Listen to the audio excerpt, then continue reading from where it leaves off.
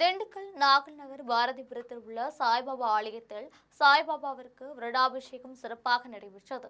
திண்டுக்கல் நாகல் நகர் பாரதிபுரத்தில் உள்ள சாய்பாபா ஆலயத்தில் வியாழக்கிழமை தோறும் சிறப்பு அபிஷேக ஆராதனைகள் நடைபெறுவது வழக்கம். அதன்படி 26ஆம் தேதி காலையில் வருடாபிஷேகம் நடைபெற்றது.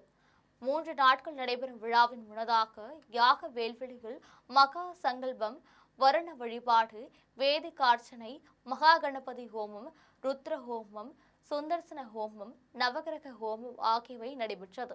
அதனைத் தொடர்ந்து மூலவர் சாய்பாபாவிற்கு பக்தர்கள் திருக்கரங்களால் பாலாபிஷேகமும், குபேர பாபாவிற்கு விபூதி அபிஷேகமும் நடைபெற்றது. அதன் பின்னர் நவகிரக பாபாவிற்கு மலர் அலங்காரத்துடன் மகா தீபார்த்தனை நடைபெற்றது. விழாவில் ஏராளமான பக்தர்கள் கலந்து கொண்டு சாய்பாபாவை வழிபட்டனர். விழாவில் பங்கேற்ற 50க்கும் மேற்பட்டோருக்கு அன்னதானம் வழங்கப்பட்டது.